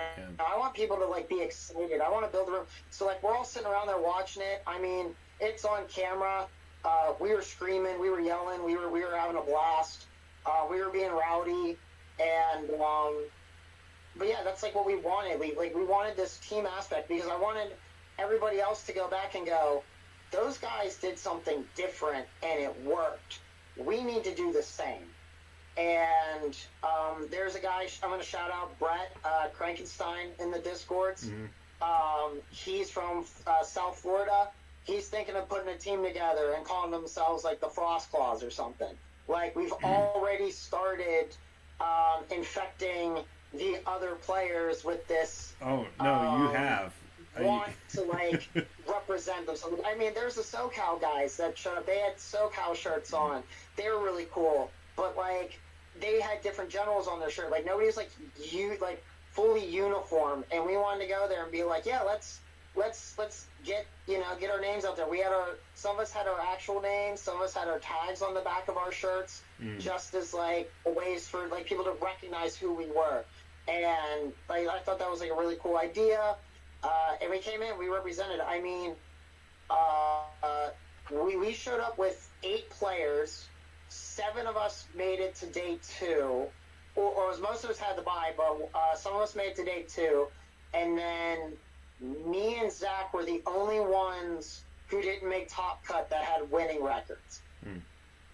And so, I mean, we came and we showed up with all of us. And, and, like, it's great because now there's guys up in York, PA that are, like, that we've been messing with, calling us our rivals. So I'll shout out to Hosey. And I'm going to shout out to Hot Cheese. He's in the chat right now, just so you know, buddy. I got 1 win, you got 1 win, so we have a rubber match coming. And that's like the other thing, right? Like, I love doing this part right here where I'm on your show. Again, thank you for having us. And like, I'm like calling out people, right? Like, Nick beat me in Maryland. Nick Elder beat me in Maryland, and I want that rematch because my dice were really bad that day, and or that match particularly because I won that event. But I want a rematch against him because that's going to be fun. So like I want to do things like that. I want to build like rivalries, and I want to build this community. Like, I want to be able to like go into the forums and like playfully trash talk each other, and at the end of the day, like just hang out afterwards. Like, we met up at the meetup, and you were asking me what I was playing, and I lied to your face saying I was playing Bears and Maledicts because we didn't want anybody to know. But I did bring them. I didn't lie to you fully. I did bring them, and I left them in the hotel, so I didn't default back to it. But like, I want to be able to do that fun stuff where it's like, and it helps build the community grow because then you have faces, you have like, I'm a big wrestling fan, so it's like you have your good guys, you have your bad guys, you have your evil team you have to beat, or somebody has to overcome it. And, it's just one of those things where it's like, it adds that extra layer of fun to the game that definitely feels like it's sorely lacking. And it's not like a slight or an insult against everybody. It's just one of those things where it's like, it felt like everything's in a shell, and we wanted to crack it open and really bring out everybody else's personalities and stuff like that. But I couldn't have done it without these two here with me today. I couldn't have done it without my father driving me nuts, asking me to play games every year, forever. I couldn't have done it without Craig's ingenuity and ball busting on us. We couldn't have done it without Brendan. Just him showing us, like, him being one of the better Cobra Trooper pilots and just being able to, like, be one of those, like, if we need to test against Cobra, like, he's one of the first ones we go to. Same with Josh. David being a very good positional player with Galray and other melee strategies. So, like, having him's invaluable. Ben coming up with crazy off-the-wall lists and finding weird interactions that we'll sit down and test just to see if it is something we have to look out for. Zach, who is the new blood, but he also can find these weird lists and interactions. and teaches us stuff. And I mean, yeah, it was just one of those things where like we had this melting pot of all good players and good personalities. Like, it's not even the fact that like we just got together and we're like, we're only Heroscape. We get together, we hang out, we do stuff, we go get dinner. We're just friends. Like, that's like the nice thing. Like, unfortunately, most of them I didn't even meet them until after I got married. But at this point, like, all of them would have been at my wedding. Like, cool. when I got married three years ago. You know. Yeah, there you go. Yeah, you got one coming up. Yeah. Right. So, yeah, and but yeah, it was one of those things where we just sat down and we sat down and we analyzed everything, and we just sat down. We just played until obscene hours in the morning, and we just regimented it, and it paid off. And but we had to sit there. We had to find that secret sauce. But we did our homework, and a lot of times it feels like these other players just were kind of like coasting, like, oh, I'm a good player, I'll get here. And we wanted to add that extra layer of, no, now you got to work for it. Yeah. And I like that aspect of it, because I see it with a bunch of other games, and a lot of these games have a competitive scene, but like it's dominated by like one person, and then everybody quits. And we want to be able to sit there and go, no, you guys have to work together and build friendships and build community. And it was great because, like, we came out this year and it wasn't, oh, hey, where are you guys from? You know, like, we came out this year and I showed up and Tommy's like, oh, hey, Roy. And it's like, you remember me from last year? Yeah. Like, you remember my name? That's interesting. Like, that's cool. I felt really happy about that. And, like, the Renegade staff coming up to me, knowing me, and like a bunch of other players, like I'll shout out Raven, ran up first time I actually spoke to her in person, ran up, gave me a hug. The only time I ever interacted with them is in Discord, and most of the time it was just like we're responding with emojis because we make each other laugh. So like that was really cool. That was really fun. And you know, just sitting there going, now I actually felt like instead of being an outsider of the community, I finally felt like I was welcomed into it. And then once I got welcomed into it and I brought everybody with me, we decided to crack everything wide open. Now it's, you got to come on our show. Now it's, you got to come to ScapeCon. You got to come to Hexacon. You got to come here. The week before, Zach Ando, awesome guy. I love talking to him. Yeah. Invited me to his convention, and I think it's Connecticut. Yeah. Like, we decided thank you. Yeah, Massachusetts. We decided we're moving our Valkyrie trial because there's 4 of them within 5 weeks, and there's the guys in Cherry Hill, New Jersey that are running theirs. Ours is the day before. We're moving ours to 2 to 3 weeks afterwards because we want them to come to our store, and we want to go visit them. That's awesome. Because I know a bunch of people that play out there. Like, we want to work together and like build the circuit. And actually make it where there's different stops on everybody's Heroscape journey, and we want ours to be one of those locations.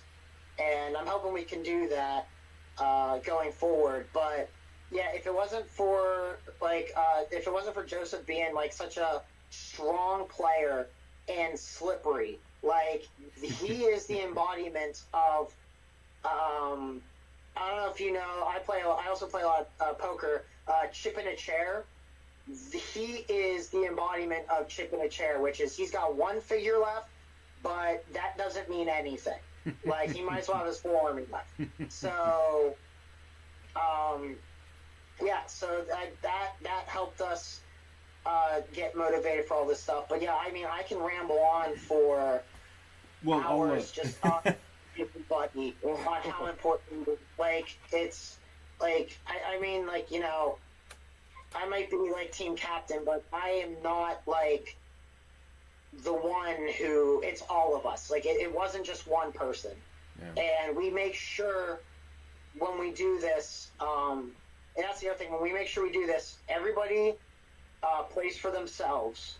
However, at the end of the day, we look after each other, we have each other's backs, and we motivate each other, and that's, I think, very important and needs to be showcased more in the community. Yeah. So, but yeah, I mean, if it wasn't for Joseph going, getting sixth place last year, like, we may not have come this year, or we may not have put as much effort into it. Yeah. And because of him, we decided to, like, we added extra prizing to our games. We have bounties now, that, which I know is something you love the idea of. And our bounties are, Alex is going to have a bounty on him at our Valkyrie trial. If you sit down across from the champ and you beat him, you're going to get cash. Joseph got fourth place. You sit down across from him and you beat him, you're getting cash. Like, they beat me all the time. I don't like them. You know, putting hits out on them. So, but there's a bunch of guys from Ohio that come by. Robert Cutler, Rage Reaver. He's awesome. His girlfriend's hilarious. They're great people. We love seeing them. We go to whenever we go to a store in Ohio, he's always there. We're always talking and cracking jokes and making fun of each other too. So it's great. So we've built this community. I even got to shout out the guys down in Maryland. Great Worm Lord, his wife Celine. Well, that's at least her username. They're super nice people, very welcoming. Night before Gen Con, they messaged me saying, "Hey, wish you guys all good luck." So yeah, like, we've built this, like, we've already built like a little community in like a tri-state area, and we just want to expand on it and keep it growing and keep it moving. Like, winning the big one, you know, is just the stepping stone. And I'm letting you know that our goal is, this year we won it. Our goal for next year is to keep it. So, you know, that's your incentive right there. You and Board Hero better start bunking up and practicing. Well, we have. I wanted to actually talk to that point, because at Gen Con, you and I had this conversation where we were talking about, you know, this context of your team and how you'd set it up, and just everything you've talked about. You and I had previously met, you know, kind of talked through.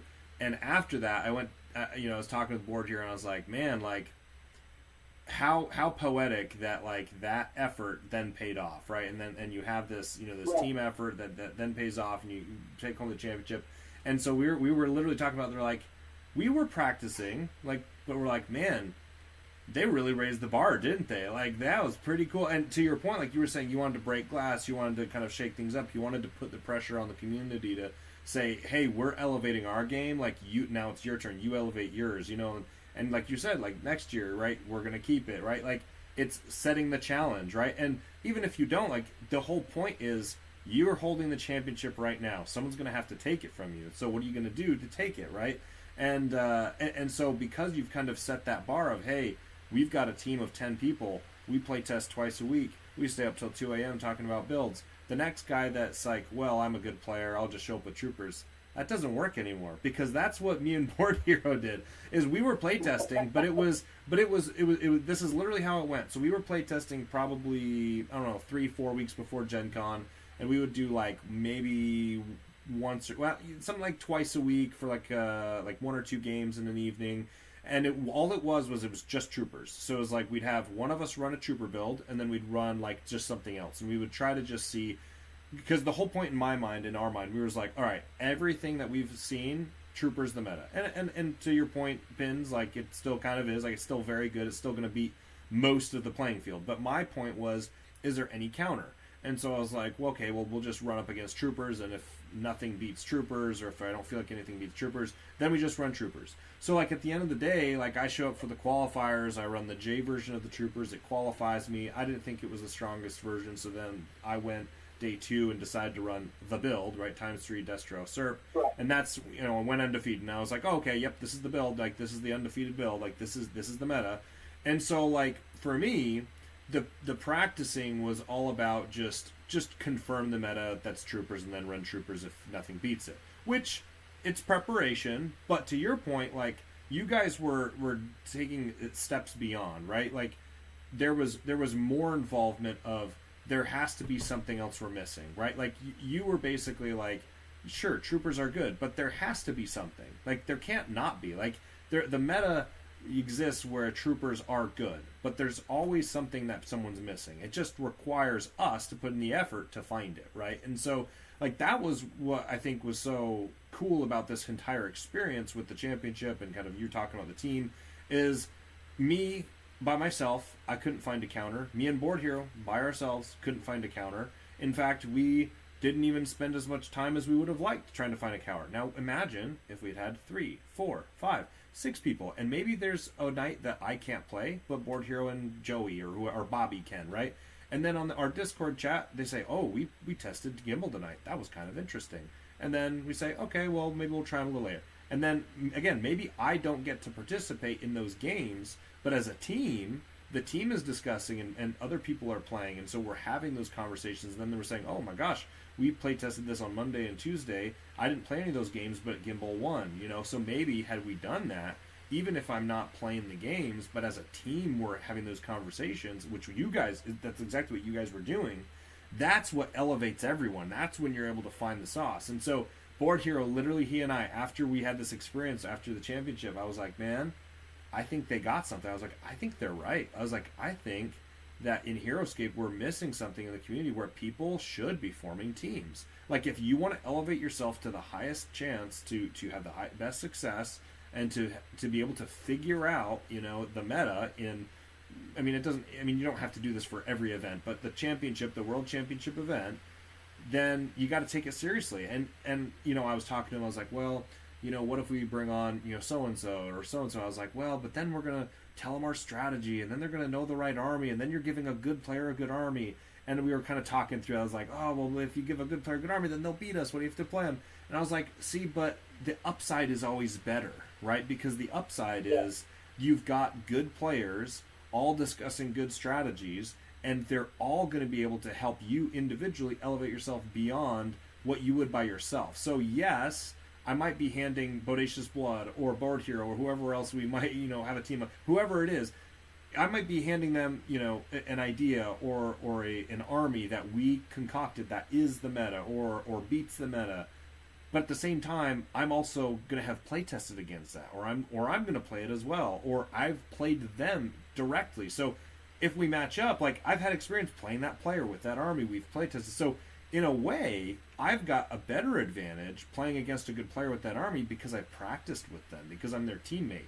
And so I elevate myself into the field, who might not have nearly as much experience with that build, but I also elevate myself against my teammates because now I know how to play those builds, right? Imagine you make it to the championship versus Alex, right? Like that would have been pretty crazy. I think Hot Cheese or someone in the Discord actually, or in the chat actually mentioned that. Like that would have been really intriguing, right? Because then it's, hey, I knew this was a decent counter to troopers, and you're like, hey, I know what you're doing. Like I played this with you, exactly. So that's where it gets interesting. Yeah, we were.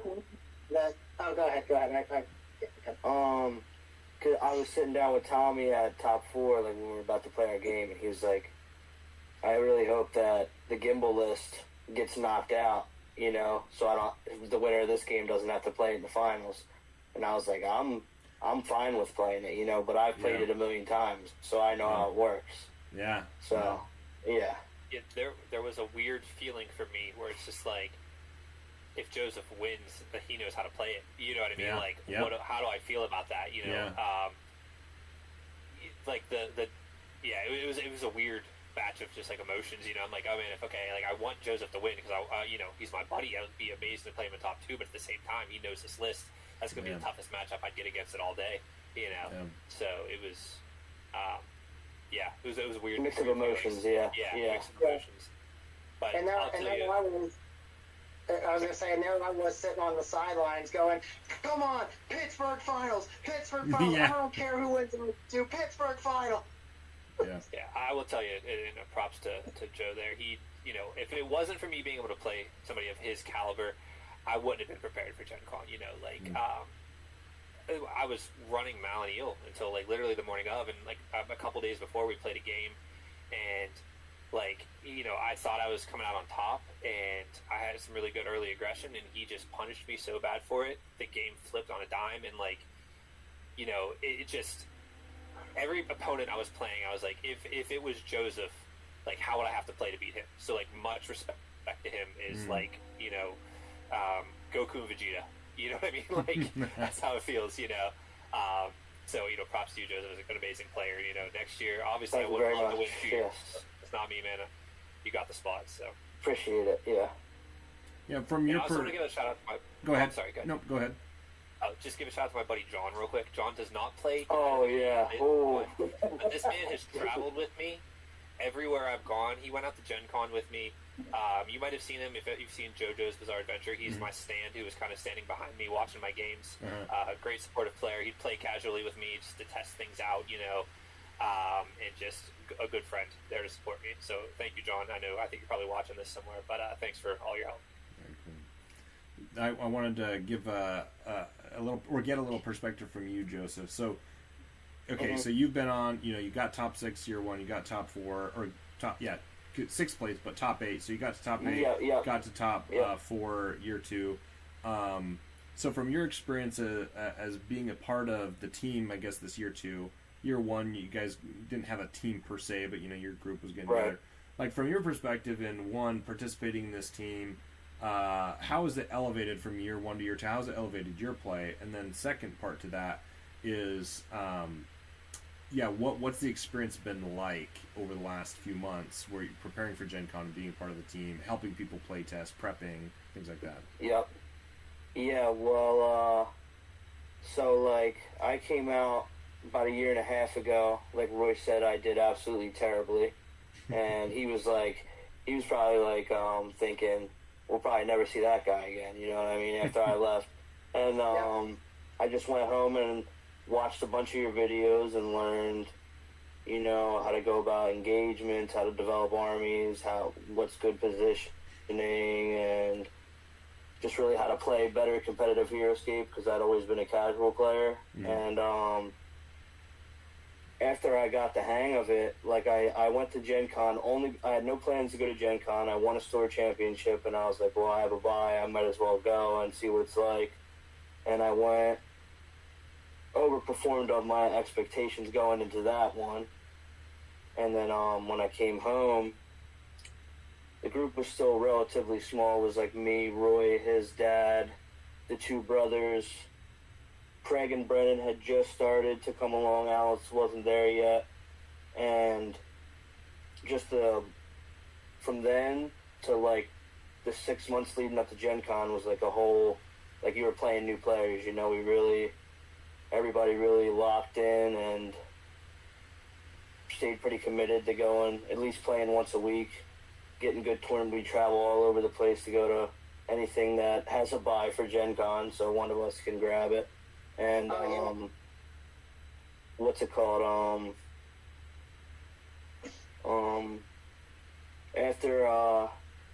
After this year's Gen Con, well, I did also want to speak on. I watched your video about your review on Gen Con, and I pretty much agree with everything you said. And I just want to emphasize that 6 rounds definitely needs to be a priority. Maybe definitely a higher figure limit, something that puts a point limit that puts that meta a little bit more up in the air, because it was like everything when I was theory crafting armies, it was like, okay, I'm making this is good against potting Cobra, but it's not good against the aggressive Cobra list, vice versa. It's hard to find something that was good against both, which I was guessing I would see an even amount of it. Led more on the aggressive Cobra side, but I would say Gen Con as a whole was a great experience too as well. I don't have many qualms with it. Maybe adding like a little more product to the prize table would be my only other comment to put in there. But being a part of a team though, it elevates everybody's play, especially when you're training for something like Gen Con, because it's like everybody's so motivated to win, and we weren't going into it like thinking what's the best version of the list to run for there. We just hated Cobra so much we wanted to find whatever we could that could just specifically beat it. And awesome.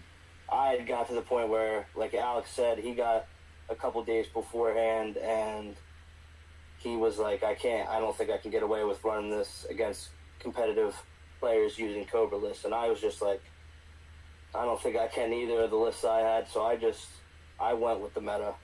Mm-hmm. Not knowing what I know now, I would have made the same choice he made. But, yeah, once Alex joined the group, it was a lot of the other guys started taking a step up as well. And now I feel like anybody from our group of guys could have a shot, you know. Yeah. When we went there, like, most of us were in day 2, and I felt like, I know as far as all time goes, a lot of us aren't the most skilled players in the world. There's a lot of cards that we're not 100% familiar with. There's so many events with buys that we end up doing a little more contemporary than not just because we're like, oh, this alliance, like the Dayton one is in a month and a half, 2 months, and like, gotta start looking for a list for that, you know what I mean? So our stuff definitely leans a little more contemporary, but I feel like any one of the guys from the group could play anybody in a contemporary game and hold their weight with them. So that definitely feels good, you know, playing with that group of guys. But yeah, that's pretty much it. No, I appreciate you sharing that. Yeah, I think you know, the like I just want to reiterate the point that you were making before was just having a team elevates everyone. Like I do want to make that point again because it was like that was my takeaway having the conversation with you, Roy, at Gen Con, and you know tonight reiterating that is like again Board here and I were like, okay, who are we going to invite? Like who's going to be our team? How are we going to set this up? When are we going to start? Like when and it was so funny. Board here actually messaged me like I want to say 2 days after Gen Con, he's like, so, is it crazy to start practicing now? It's like, yes, shut up, go take a break, stop playing Heroscape for a week, and then come back. Like, I was like, okay, it's worthless if you don't have any of the new figures that aren't even out yet. We don't have a point limit. We don't have a figure limit. I was like, you're wasting, and he was like, oh, yeah, no, you're right. And I was like, dude, stop. So, it was hilarious. There's so many new figures coming out, it's almost impossible for one person to be able to practice them all. You need a group of people that are going to play so many games, you know, and like it elevates everybody. You know, when I started playing in March, I've watched every single player I've been with get better, and I've gotten better along that journey, and we've all just brought each other up, you know, and I mean, I'm thinking like Alliance Wars this year, next year Regional Wars, where we actually have like teams. Like, how cool would that be? That you know, really Renegade could take advantage of that. Be like, all right, you got Western PA team, you got a SoCal team, you got a Midwest, however they want to do it, you know, and really get involved that way. Rack up points, like, you know, oh, this team won this tournament. There's so many ideas they could do with it, get people involved, you know, just I think it's good for the community as a whole. Yeah, if they sorry, go ahead. One thing I want to interject with before my phone died was that, like, when Joseph was talking about, like, the figure limit and the points limit, one of the things I did at my Valkyrie trial, because when I was watching, at the time, the meta was Maladrix 3 Great Bow Archers. Mm-hmm. Yep. Like, that was it. And I was like, I do not want to see this. This looks boring. 17 figure limit is, in my opinion, kind of lame. Mm-hmm. I really like the Score Dire. So I was like, I want to see Score Dire. I want to see Galray. They're horde armies. Like, their whole point is they're low defense. They're kind of weenies, but you get a ton of them, and they allow you to throw sacrificial bodies to gain board position. Yeah. And with a 17-figure limit against a list that has 6 activations on an order marker with perfect order marker management, we can't do that with 17 figures. And that was another thing we kind of figured out. So we're like, okay, these lists are out. Like, when we were playing, like, we really didn't even bother with Galray. We didn't really bother with Score Dire. We didn't bother with Revenants. Well, we played a little bit of Revenants, but we kind of figured out early on that just need a good hero, Yep. and they'll be good. But for right now, they're just kind of they just kind of exist. Yeah. But yeah, so that was one thing. Again, with Joseph saying, yeah, with us being a team, we elevated everyone. And when we set out, the thing a lot of people like I can share to everybody is when we showed up at Gen Con, there's 10 of us on a team, 8 of us showed up, and 6 of us had a bye. So we went out and we went to Maryland, we went to Ohio, and we went to other parts of PA, and we scooped up all the store championships in the area. That's awesome. And yeah, it was crazy. I have so many silver-based Crimson Widows that I do not know what to do with. But we went to all these locations, and we were getting people, and like as we were winning these events, we were telling people like, yeah, come on out, come hang out with us. You know, we came down and visited you guys. Now it's your turn to come visit us. You know, so we were getting people's names. It was funny. We went out and we like conquered like almost every store championship we went to. We won, and then the one that I hosted, our buddy Hosey from York won. Like we lost on our home turf, so we're a little salty about that one. But if anybody we were going to allow to win that one, it would have been Hosey. He's a great guy, so we're very happy with him, and he actually won it with Score Dyer, which was awesome. But yeah, I mean, we went out of our way. Like I found files for the mushrooms, so I 3D printed the mushrooms. Our store championship, we had 16 players show up. I had the Gen Con maps out, and the store championship was the Gen Con format. So like everybody that was at our store for that store championship, whether they went or not, got a taste of what the event was going to be. And I felt that was important too. Yeah, and honestly, the thing I think that was something that I don't think people realized is that your run, Alex, going into the meta was actually a really, really good turnout. So you had 7 troopers that you faced, seven armies out of 10. So between day 2 and day 3, you played 10 games.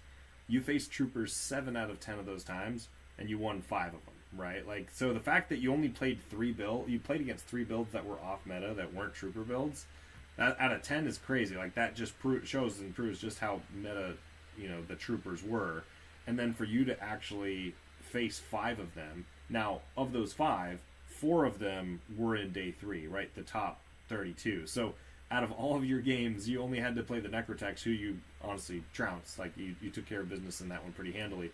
So you had to play troopers basically your whole day 3 going into the championship every single round, which again I think is a testament to 1, your guys' preparation, and 2, also the tech of that build going into the finals. So again, hats off to you on that.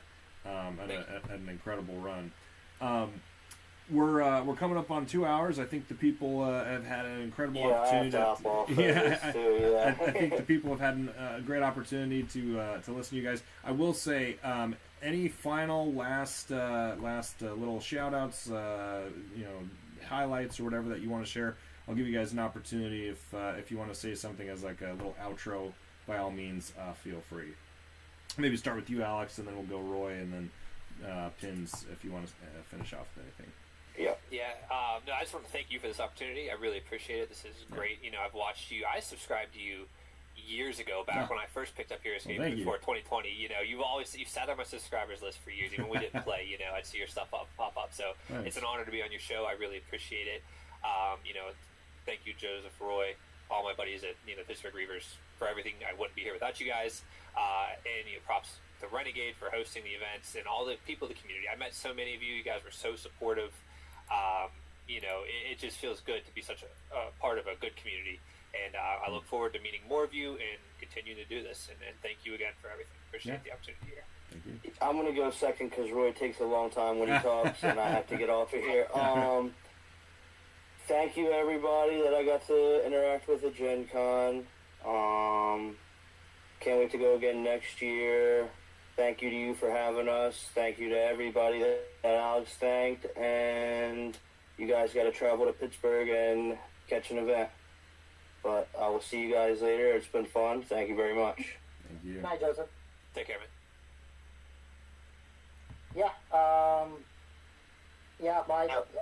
By saying goodbye to everybody.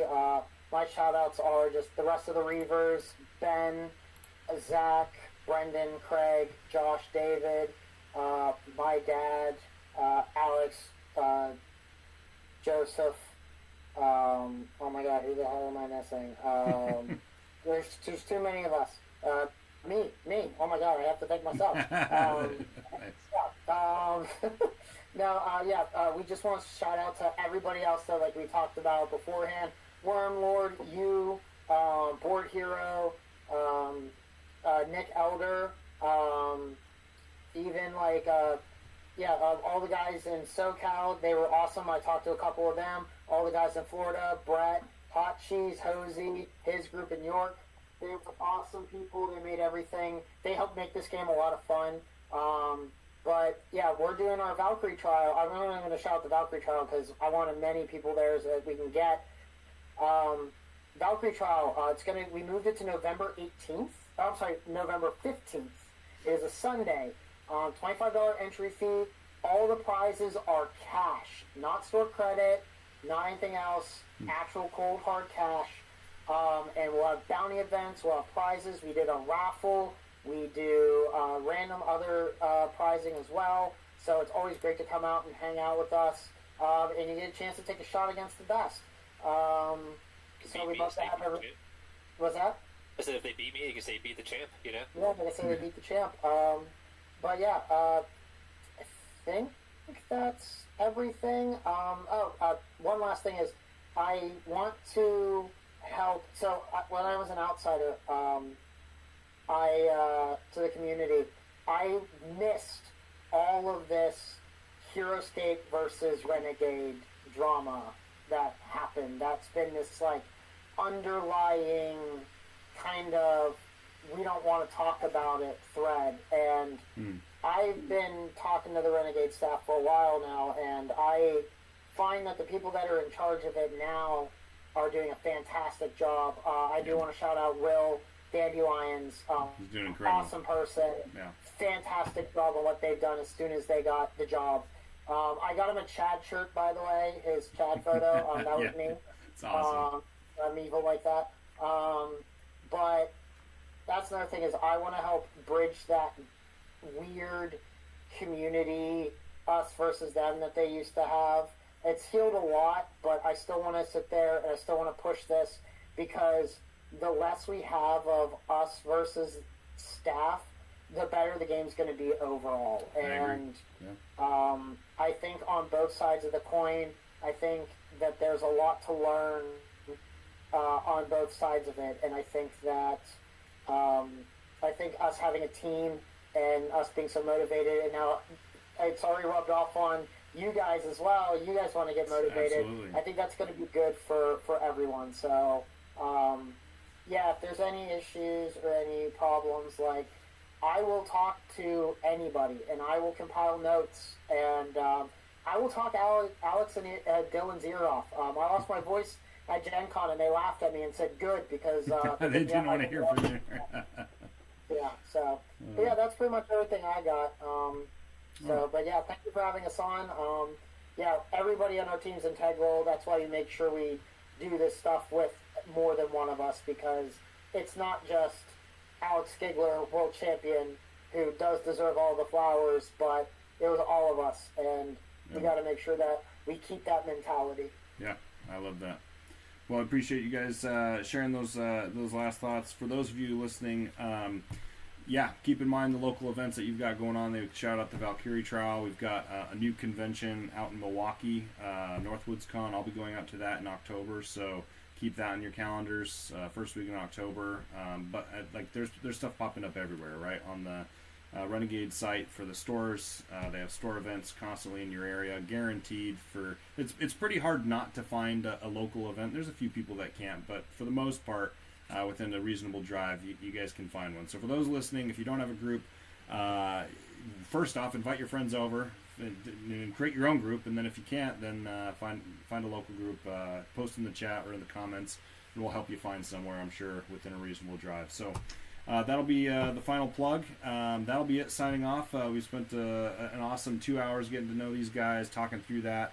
Start thinking about your teams, prepping for Gen Con next year. The prep starts now. They've raised the bar, so exciting stuff. Alex, Roy, appreciate it, and Pins, who had to drop off, appreciate him as well. We'll sign off here. Thank you guys for watching, and we will